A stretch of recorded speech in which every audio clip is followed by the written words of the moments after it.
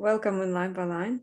And today again with Rogério, we are Hi. analyzing a song by Pink Floyd called Time.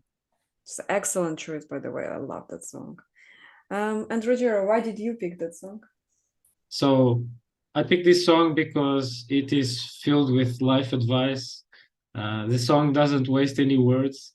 It's packed with wisdom about living a life either poorly or well, and it is one of the art pieces that was produced by and written by Roger Waters, who to me is kind of like a modern day Plato in the way that he doesn't waste any word, the way that he infuses his songs with tons of meaning, and he in many songs he clearly aims at inspiring human beings to become better, to become more self-aware, to realize what's wrong with society, and to make them think.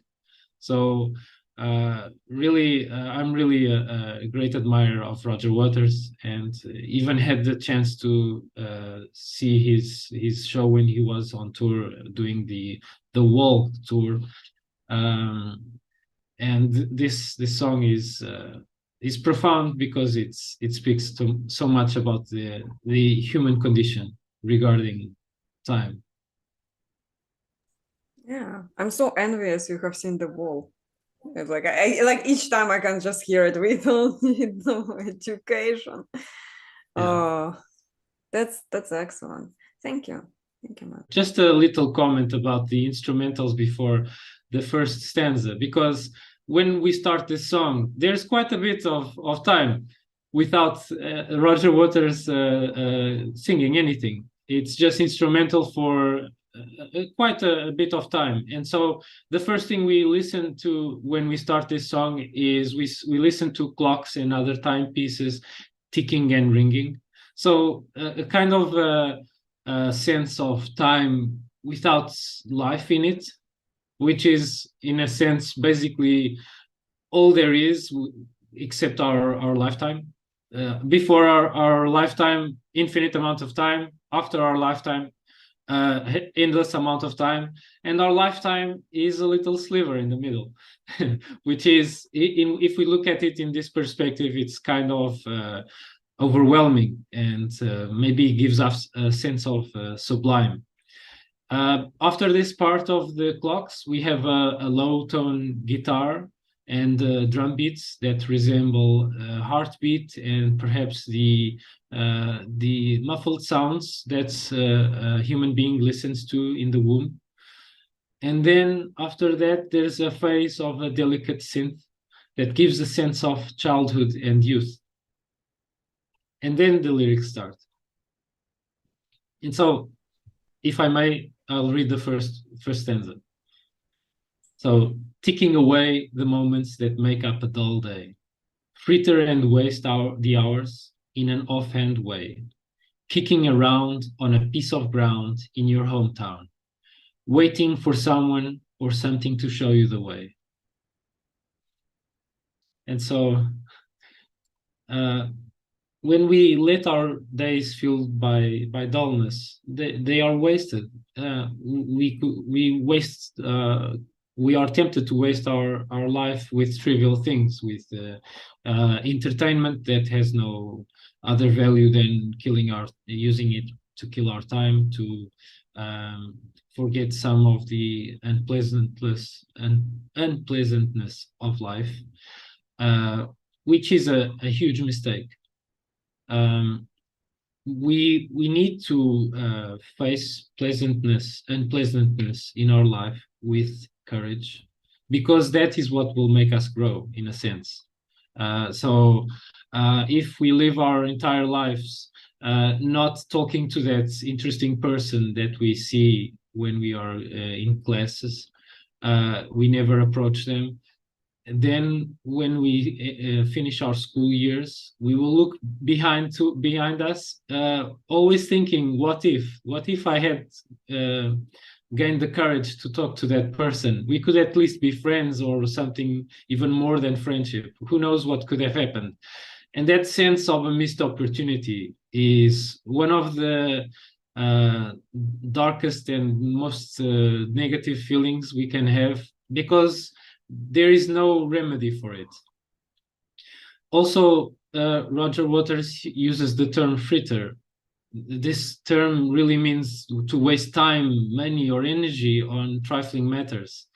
And then he says kicking around on a piece of ground in your hometown, which in a sense means stuck in a rut, stuck somewhere where we are not making any progress.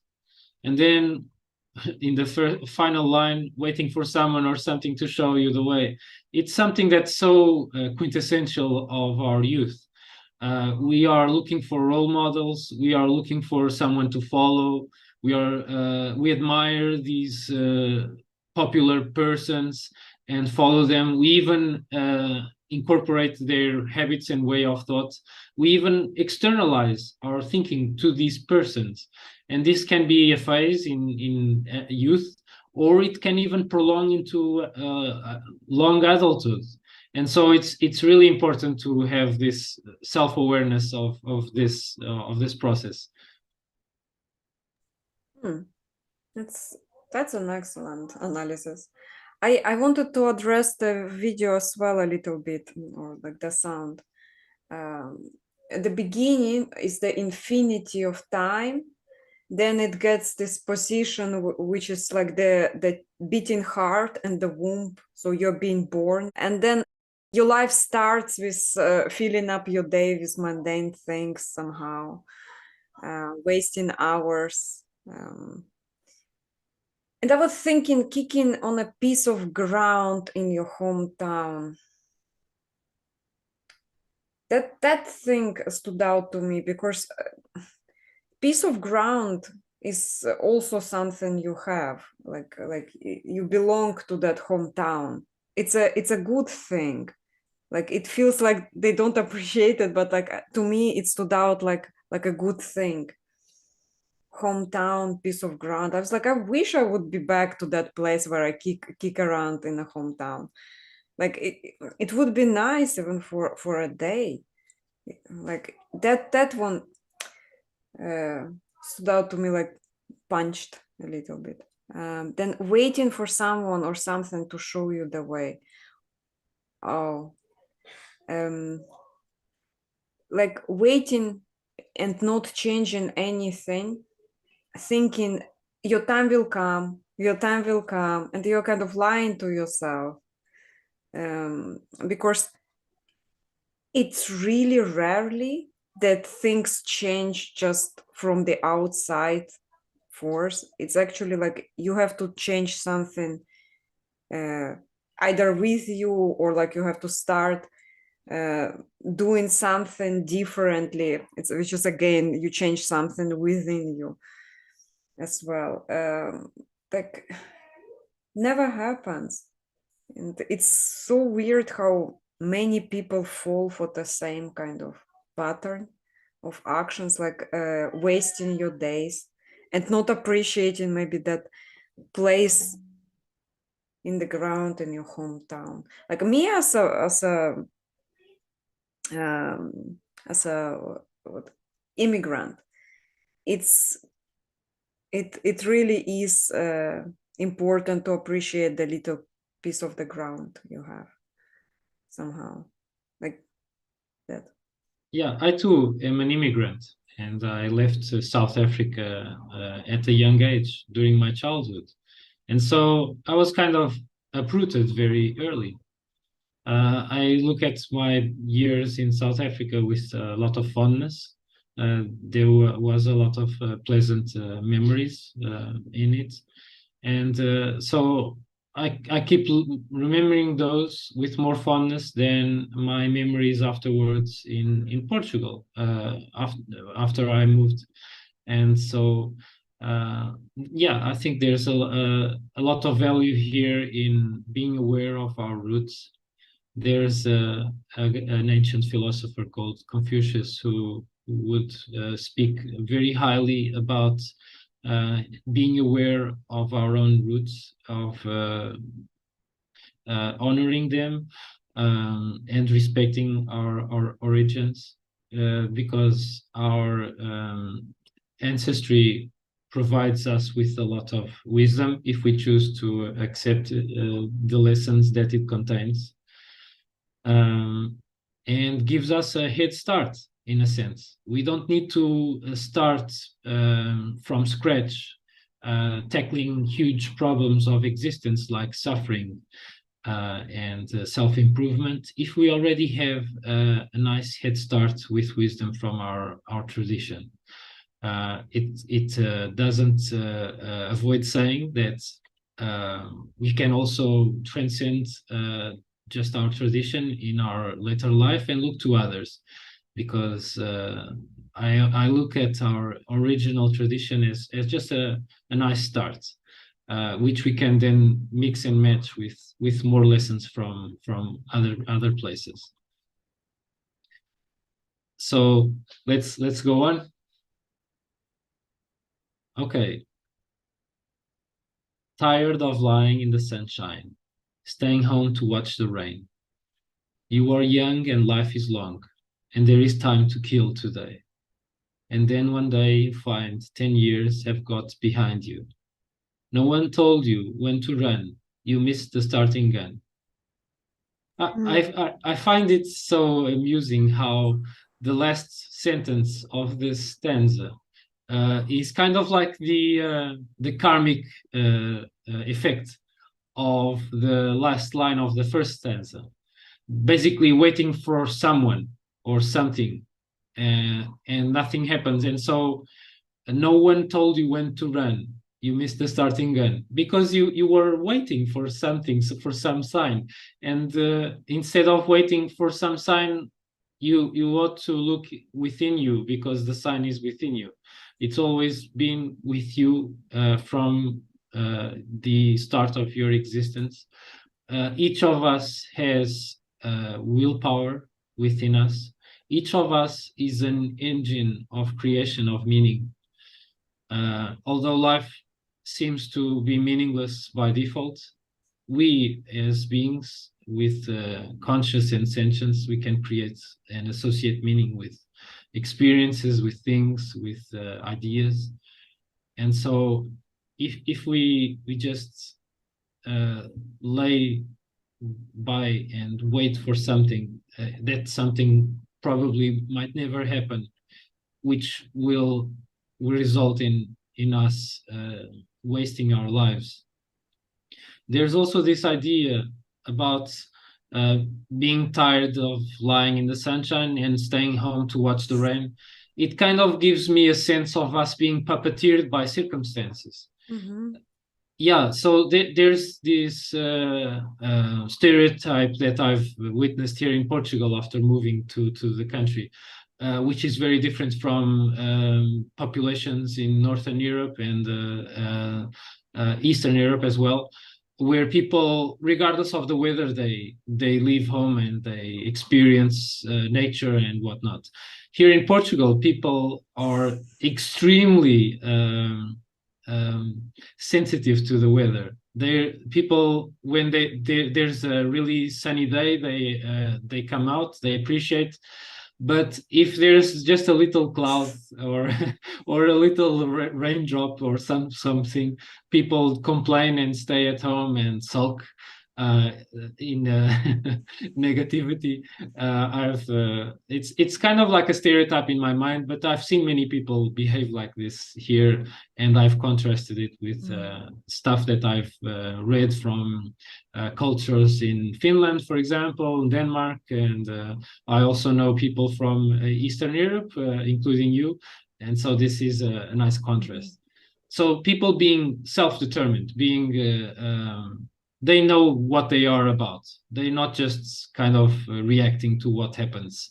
This is so important. It's a huge part of being of our being as human beings, since we are thinking rational human beings, and we have so much so many dimensions about us in the ways we interpret the world and we interact with the world. So there's no point on being just a victim of circumstances, especially circumstances that are so they are so mild, like the weather. We're not talking about catastrophes or war or disease or plague or whatnot. It's just the weather.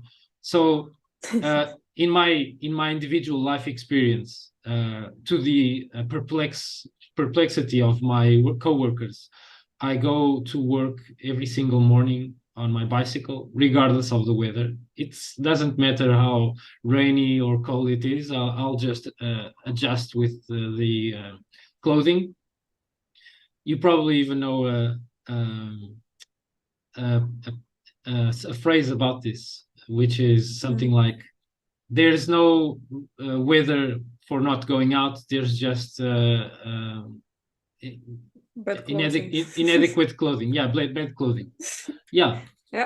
And we can pick up this wisdom about the weather and clothing and transpose it to the rest of our lives, where life is always giving us unpredictable stuff. We can fall ill, or our loved ones can become ill, and we need to figure out what that means and how to respond in a way that is productive, in a way that we help ourselves and help our loved ones and help people around us, in a way that is wise, that is wise, it is just. I like that no one told you when to run, you missed the starting gun. It's like, it to me was like, you have the starting gun. It's in your pocket all the time. Like, why are you waiting somebody else to shoot the starting gun, which you have? It's like nobody else will come, take the gun and shoot for you to run. Like, you're the one shooting, basically. Yeah. You just have to shoot for yourself. Like, now, 3, 2, 1, I do that. And then you do it. Yeah. I'm still like keen on this gratitude, which is at the beginning was gratitude for the piece of ground that you have. Like, you don't value it, man, but you will never get the time back where you're kicking around in a hometown. And here, sunshine and rain, you're not grateful. You have to like come, oh my God, sunshine, oh my God, rain, like all of it. Just be grateful and live it, experience it. And that's what I feel. You're young and life is long. And there is time to kill today. And like, I think everything that time spent without appreciating the actual ticking clock somehow is wasted. Like, you understand? Like, we are here and now. It's right now. It's happening. There is snow outside. Appreciate it. Do not wait. Oh my God, I wish tomorrow will come sooner. Or like, I wish I would be back. And like, no, here, now. And the starting gun is here now. If you want it, shoot it and run. But like, it's you. It's still you, no one else. I really like that. Excellent poetry. If you allow me, there is a quote by Thich Nhat Hanh, the Buddhist philosopher, about life being a miracle. So he said, people usually consider walking on water or thin air a miracle.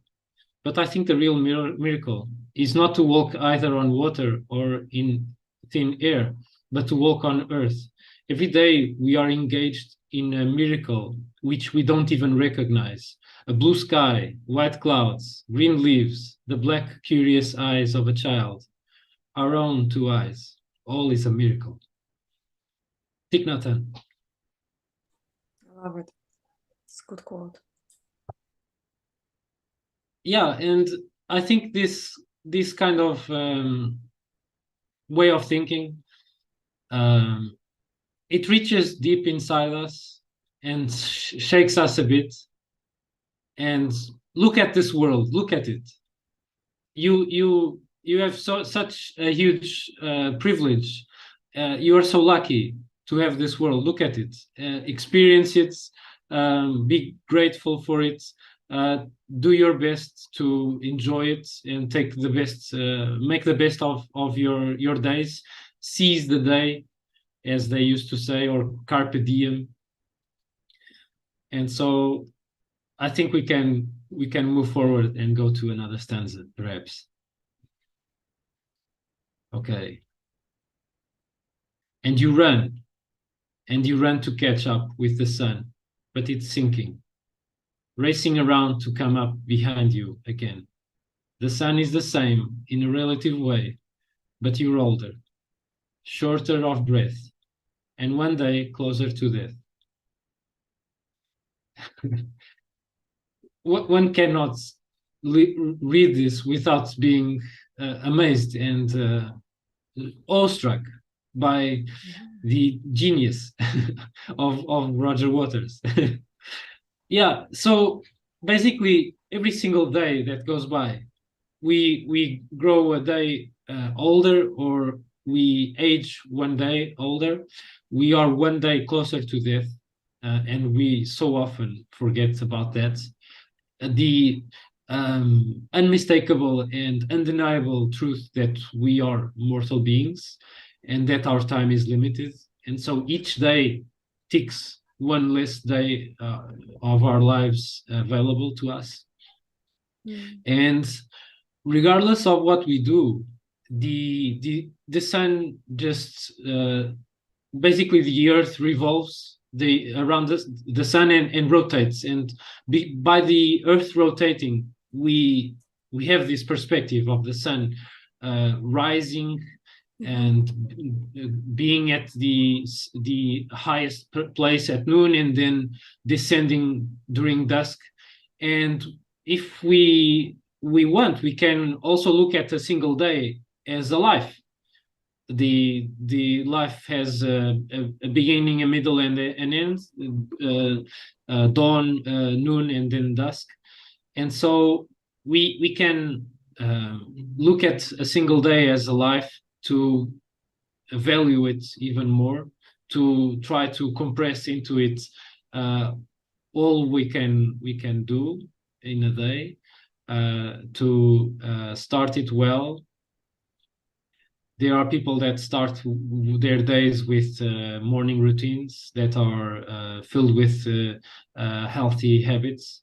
My example is the bicycle ride to work and walking the dog, but other people might do some other things. I've also tried yoga in the morning.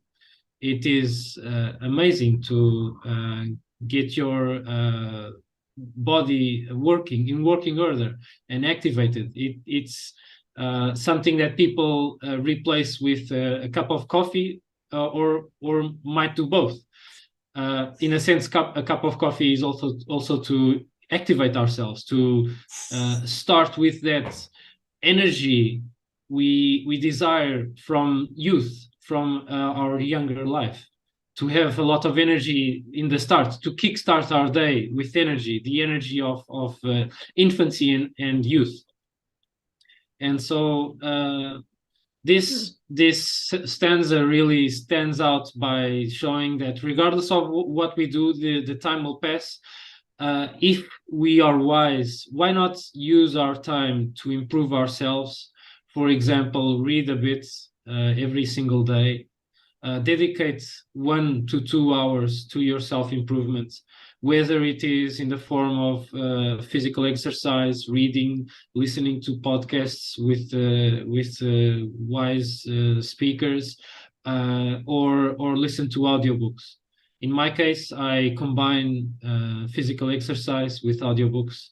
I try to be a little less ignorant today than I was yesterday. I tried to beat myself yesterday. Instead of being envious toward my neighbor because he has a trinket that I don't have, or something like that, or he has greener grass. Instead of that, I try to beat myself in regards to what I knew and what I could do yesterday to learn something new today. I heard that before. Compare yourself not to somebody else, but who you were yesterday. It's a good one. I like the continuity here, where he said, "Oh, you missed the starting gun, and now you realize it's 10 years later, so you start to run to catch up the time that you wasted, but you're every day you're like shorter of breath, you have way less energy now. Like the moment you realize that you're too late or like almost too late, you already don't have the same energy, so you keep running, but you're only closer to death." It's kind of sad, gives this sense of urgency. And like the younger we are, the less urgency we feel to do things. It's like, yeah, it's so funny to realize that we actually only have certain amount of circles around the sun, basically, like really limited, and it's very short. And Roger, I was thinking about that. Like actually yesterday, somebody asked me a question, and I kept thinking about it. Somebody asked me, if you were rich, like really, really rich, you didn't have to worry for money at all, who would you spend your time with? What would you fill your day with? And I thought about it, and I was like, I actually would almost do the same I'm doing now. It kind of felt like I made it. It's like it's the friends I have. It's the same people. I would not like, now that I'm rich, I will get rid of all of you. No, it's like it's actually the people I gather, the people I look forward to spending my time with. They're the same people. Like nothing would change if I would get money, or like more money. You made it. You are living the life. Yeah, it's like Yeah. apparently, and like that appreciation actually kind of hit me. Yeah, it's it's awesome. Like what do I want more? And then I was thinking about it. The time where I would be like thinking I'm killing in my hometown. It's an excellent time. It was not killing it. It was time that I should have appreciated as well. And I was like, oh my god, in my hometown. Oh no, but like still, it's not too late. Like even like before we let's say crossed over to the other side, we still can do things, and like the things we do is like what we fill our time with. It's something that we should not regret. And like that's it. Like but it's very individual, basically. For some people, like for you, it would be that healthy lifestyle, that useful energy. And to me, it would be conversations with people. There's also a thinker from the past that is almost unavoidable when we talk about time. I'm talking about Seneca the Younger, Lucius Annius Seneca, who was a Stoic philosopher, and he wrote quite a large essay on the brevity of life. And he said things like this in it. The part of life we really live is small, for all the rest of existence is not life, but merely time. Kind of like a reference to the beginning of the song. Life is very short and anxious for those who forget the past, neglect the present, and fear the future. So people that are not aware of where they came from, where they're going, people that might not have an aim. He also said, you will find no one willing to share out his money, but to how many does each of us divide up his life? And so also the concept of saying yes to everything, saying yes to many solicitations, even things that are not in line with our purpose in life, to our mission in life. And then we find ourselves entangled with a lot of contracts, even if only spoken, because then we feel the weight and the responsibility of honoring what we agreed to do. And so many people are so entangled with so many of these yeses that they said that they are by default saying no to themselves a lot of times. Whenever you say yes, you're saying no to a myriad things that you can't even imagine. You say yes to one thing, you say no to a billion things. And so if you are saying yes to something, you better say yes to something that is in line with your mission in life, your purpose, with something meaningful for you. That's beautiful way of putting it. Your choice matters. Remember, the thing you choose would mean you didn't choose infinite other things. So know what you choose. Excellent. Seneca the Younger, he is the one who is known as a Stoic philosopher who tutored the Emperor Nero and then ended up being Nero's advisor, which was a very bitter role because Nero was a very self-centered, narcissistic tyrant. Very, very challenging for Seneca. He had to exercise his patience to the maximum.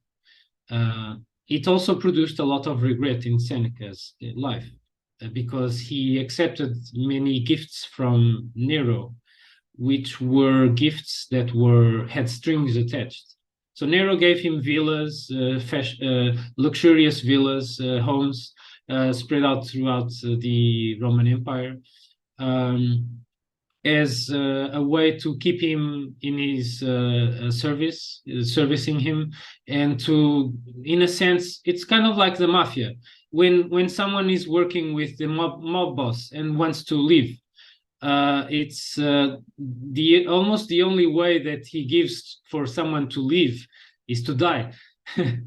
Because the mob boss doesn't want people running around knowing a lot of his secrets outside of his organization. And I think Nero behaved a little bit like a mob boss in this sense. And so Seneca felt his years being wasted, firstly in exile when there was some different emperor ruling, and then when he was kind of like a fashionable servant to Nero. He had to do everything Nero asked for unquestionably. And so he felt less Seneca and more like an extra limb of Nero, which is something that I think many people in their lives might confront themselves with this. Sometimes we do something for some of our loved ones who unfortunately is in a kind of a manipulative place. Some people have their parents conditioning them or manipulating them, even with good intentions, but to the detriment of this individual's life, because they will pursue, for example, a career and will spend many years in that career just because ultimately because their parents push them toward that career. And then they will have a midlife crisis, which will involve rethinking their lives and filled with regret about the time wasted. And so why not avoid that entirely by, if you are a youth watching this, listening to this, think about who you are, what you are about, know yourself, know what you want, and figure out to distinguish between what you really want and what someone else wants for you, and take that into account when choosing what to do with your life and your precious time. Yeah, and I would add to that, look around you and appreciate the things you will find valuable, and you will, like many years from now, you will absolutely look back and say, these are the best years, something like that. Although, like, to be honest, the best years for me, like the last years, kind of, it's weirdly, that's what I feel. So, yeah, I can relate to that. If we are in a virtuous trend, if we are in a virtuous cycle, we feel that every single day is a little bit better than the days before us. And I think that is the place where I think everyone should find themselves in.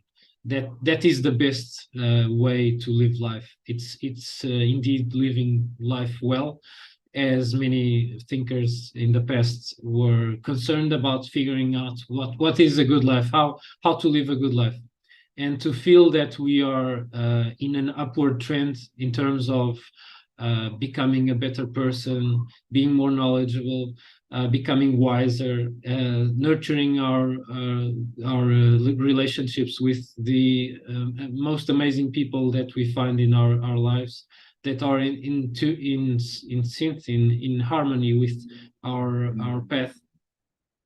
Although we cannot walk the path for someone else, we can cheer them on, and we can have others cheer us on as well as we go.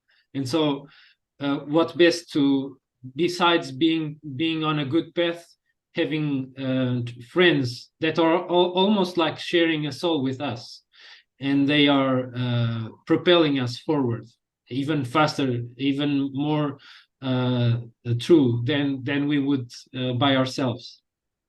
Yeah, I actually, like, to me, realizing I'm the one who has the starting gun, that did not come early enough. Like, it came later, was like I'm the one who knocks, basically. I'm the one. Yeah. So like, I'm the one who was waiting around for me. It was like that, me, I was waiting for me to come and change things, not for somebody else, not for the outside force. Every year is getting shorter.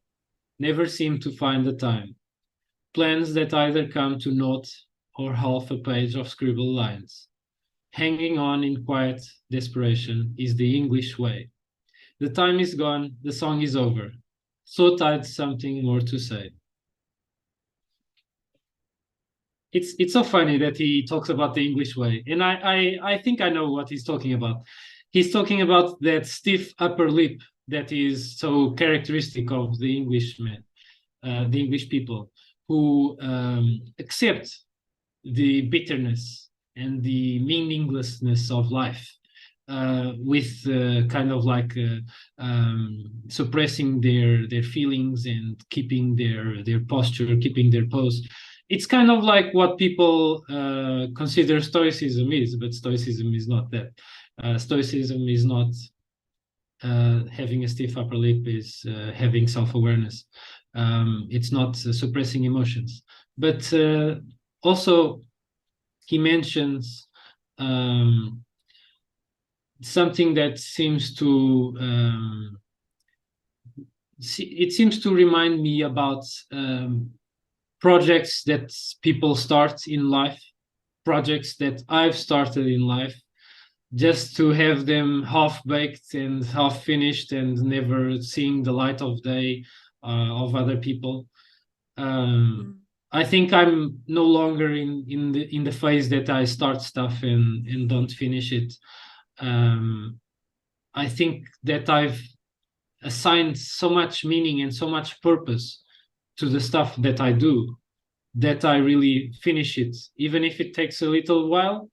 I finish it, and I don't start kind of like building a palace or something like that, knowing that it will never be finished. If I start something, I have more purpose in finishing stuff. And I think he also, Roger Waters also kind of like gives us a sense of middle life crisis here. Yeah. That English way is like, hide your emotions because showing your emotions is impolite. Hide your needs and desires because that shows weakness. That's how I understand that line. Then he says every year is getting shorter. That's so true. Like, it's like, I remember when we were kids, the year, I can't wait until I'm 10 years old, and it takes forever, and the summer is long for some reason. And now it was like, oh my God, yesterday was summer, now it's snowing. Like, how is that possible? And I didn't do anything I planned. It's like I live from New Year's resolutions to New Year's resolutions, basically. Like, and I do like the line half scribbled. Um,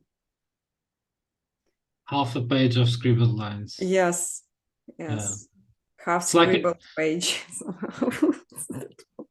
it's like a sketch of perhaps a book or something else, and a person starts to write a book. But one thing, like one thing that people must realize, writing a book or building a huge ark or building a palace or building a pyramid, if you do it, there needs to be some preparation before you can do it. For example, writing a book means that you read a lot. And in a sense, I'm by reading every single day, I'm kind of putting myself in a position in which I cannot not write, basically. By filling myself with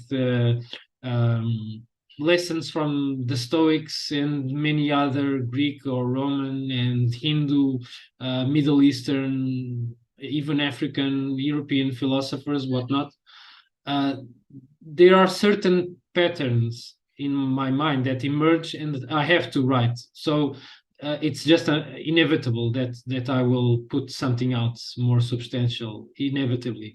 And for other stuff, I think it's important people to have this foresight.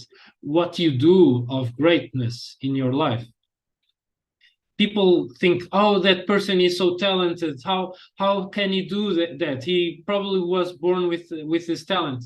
But people only look at the outcome and the end result, and they don't look at the 10 or 20 years of that person having a certain habit or pattern of life that led inevitably to that book or something like that.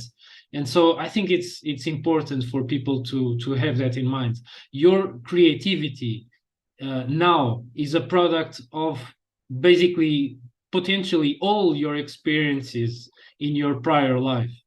And so if you fill your days with richness, with treasure, inevitably you will become a jeweler yourself. Yeah, jeweler. I still kind of hang on the lyricist aspect of the song, where he actually puts in here scribbled lines, and lines is the lyrics, song lyrics to me, that's why it's line by line. And then it's half a page, but he wish he had something more to say, but the song is already over, and like it's not finished, and it feels incomplete, and that sense of like there is something I want to say, but there is like it's not on the surface, and I wish I had it in my hands. So that one kind of thrills me. I think that it might have something to do with basically each of us is like a universe. The universe is within us. We're not just a part of the universe. And so, but since we exist, there's a ton of wisdom inside ourselves that we cannot put into words, and that is that is a tragedy, really. And one way that we can figure out how to put things in words is to read a lot of poetry, write poetry ourselves. Also regarding the same thing regarding philosophy, anything that can help us understand human nature better, human existence, and how our emotions and our thoughts work, meditation, whatnot. Many of these things help us figure out what is this endless sea of potentiality that is inside us. And so I believe there's always something more to say, even if we cannot put it into words. Home, home again. I like to be here when I can. And when I come home cold and tired, it's good to warm my bones beside the fire. Oh, now I see the appreciation. So now he appreciates the home, and it's good to warm my bones beside the fire. I kind of feel like he starts to appreciate the place he is here. But just it gives us a hint that now he's talking about old age. It's almost like each stanza is a phase of life.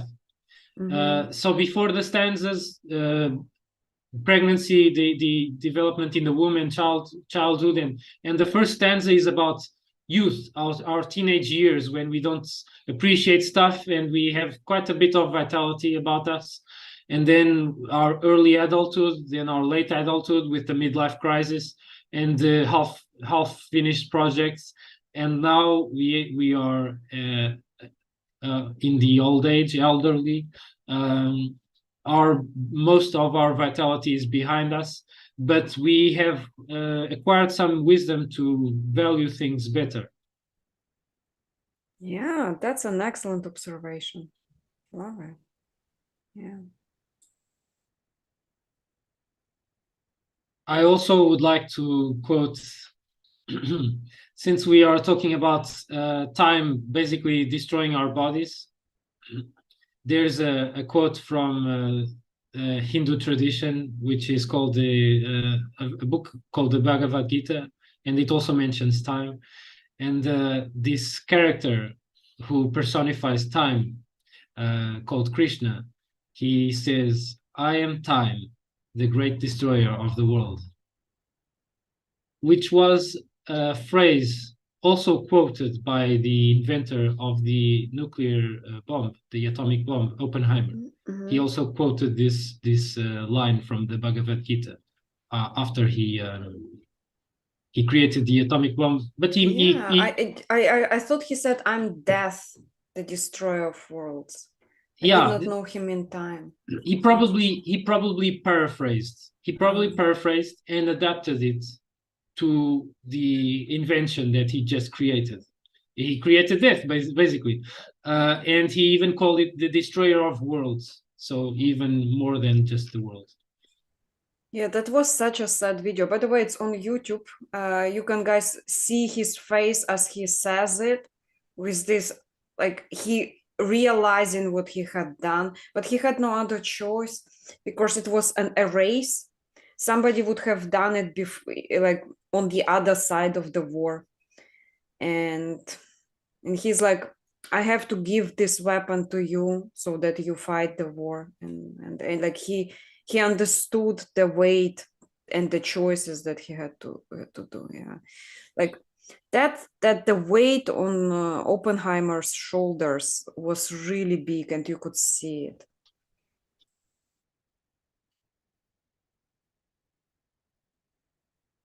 So maybe regarding this stanza also, there's this idea that only people with gray hair are philosophers, or people who study wisdom, or are people who read a lot or something like that.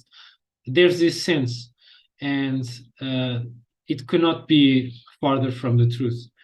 If you are less than 20 years old, you can study philosophy. There's nothing preventing you. You can read poetry by the finest poets that ever lived, and figure out yourself emotionally faster than if you leave it to chance.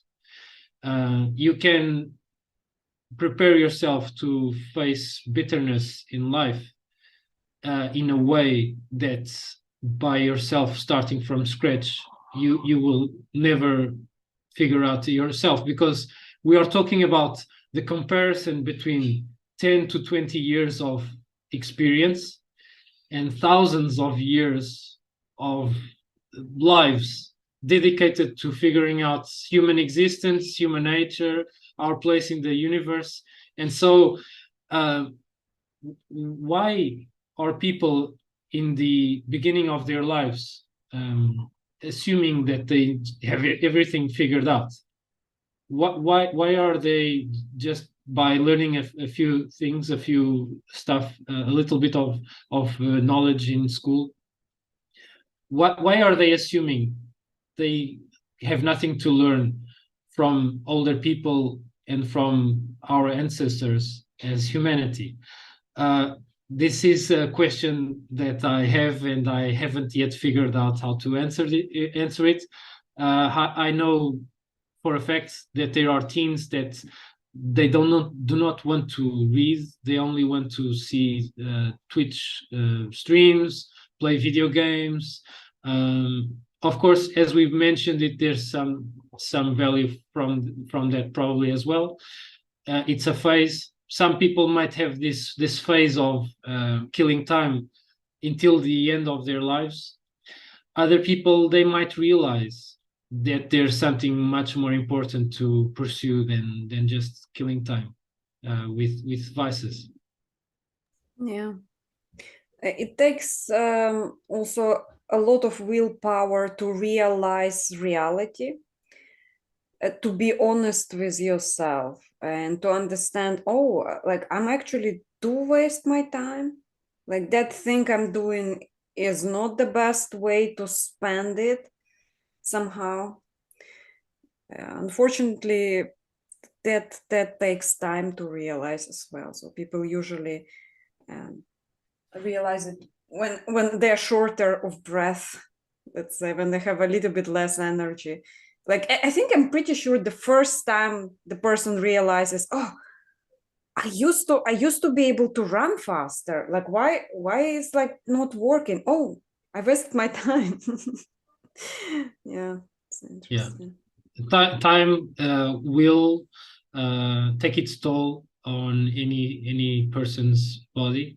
We can of course preserve our health for many years to come, die of old age like many philosophers died, like Plato died after 80 years old, and Diogenes the Cynic died at 90 years old. And there's this huge pattern of these wise people that died with a remarkably long lifespan, even for the age in which they lived. And so when people realize that they only have one life, Confucius would used to say that a new life starts right there. He said, we have two lives, and the second begins when we realize we only have one.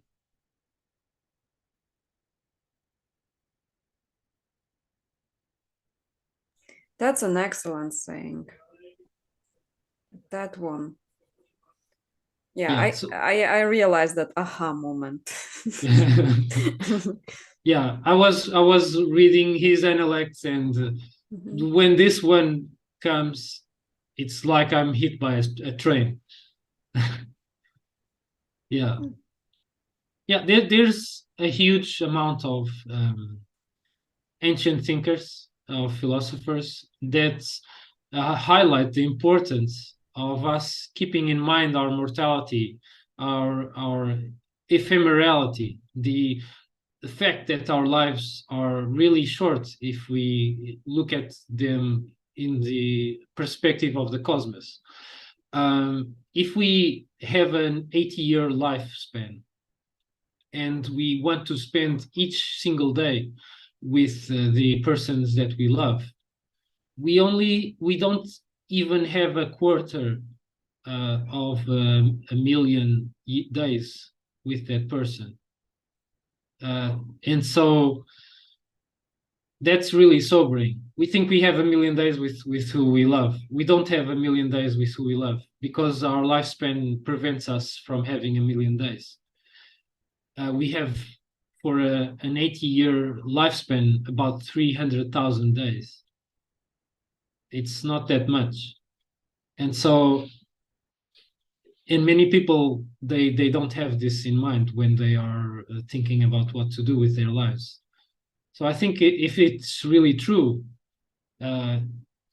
I think it's worthwhile to know it and to become familiar with the truths of our existence, even if they are bitter at first. After the bitterness phase passes, we will integrate this wisdom into our lives and use it to live our lives more fully with more gratitude and more wisdom. Far away across the field, the tolling of the iron bell calls the faithful to their knees to hear the softly spoken magic spells. Oh, is that the end? Yeah. So this is, I think, a reference to how dualism took control of humanity in the past 2,500 years, more or less. Many traditions started embracing the idea of an afterlife, of something more after this physical life, this in this mortal plane on Earth. The Buddhists talk about the ultimate reality. The Confucians talk about heaven. There's a heaven for them, their concepts. Christians, of course, talk about heaven and hell as a kind of a consequence of the way we live our lives. So in a sense, our lives, our physical lives, are an ethical proving grounds in which we either prove ourselves worthy of heaven or we will be damned in hell.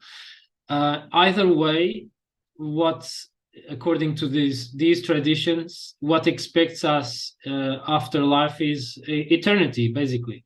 The Hindus have cycles of rebirth, where the type of next life people have has to do with the karma or the consequences of their actions that they accumulate in the current life. So if people do good deeds in their current life, they do their duty of what they call the dharma, they will be rebirthed in an upper life, upper caste, for example, or in a semigod or demigod or whatnot. Or if they do something wrong, they will be rebirthed as a worm or something like that. There's also the concept of the Norse mythology, when they consider that a worthy death, a honorable death, would be a death in battle with their sword or their axe in their hand. And if so, Odin would smile on them, and the Valkyries would take them to Valhalla, where they would drink and feast and party in all eternity. And so it's no wonder that humanity has embraced this dualistic concept that we have a mortal body, and mortal and ephemeral body, but we have a mind or a soul that is it is formless, shapeless, it is eternal, and it is I have no idea if there is some truth to this, despite reading a lot of all the ancient philosophy that I could in the past 2 years. What I have is, it might be a truth that is a convenient truth. It is a convenient thing that people want to tell themselves that is real. Perhaps there is something more fundamental that underlies the cosmos. Perhaps some of these traditions have a way of pointing towards that fundamental aspect of reality, but I think that we must not confuse the religions or traditions with what really is, because I think no one person or no one tradition truly has a grasp of the reality of existence and the cosmos. But it's really interesting how people gather around, listen to the priests or other religious figures to hear the softly spoken magic spells. about the Gospels, about the concept of eternity of the afterlife and whatnot. He also mentions the tolling of the iron bell, which is a calling to either the end of life. We listen to the tolling of the iron bell when someone dies in villages here in Portugal.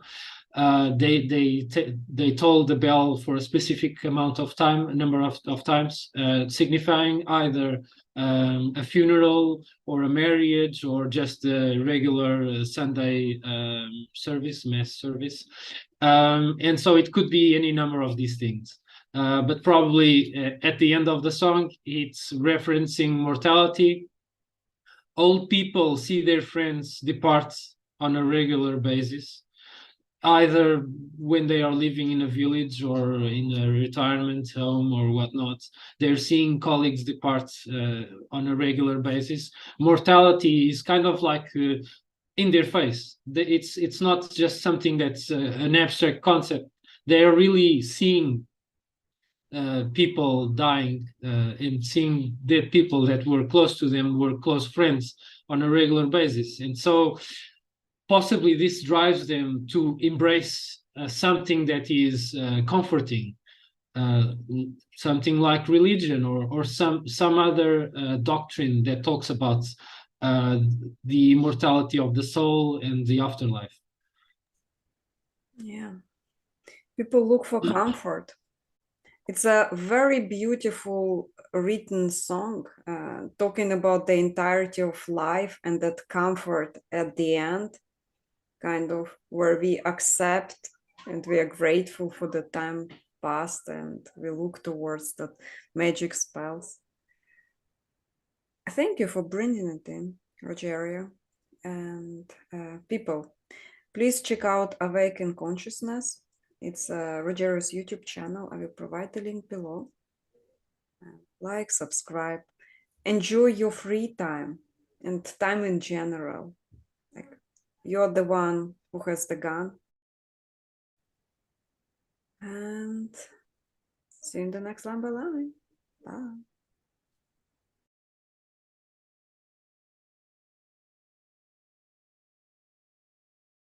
The most liked comment in the remastered version of Pink Floyd's Time reads thus: "Everybody gangsta until the day this song starts to feel relatable."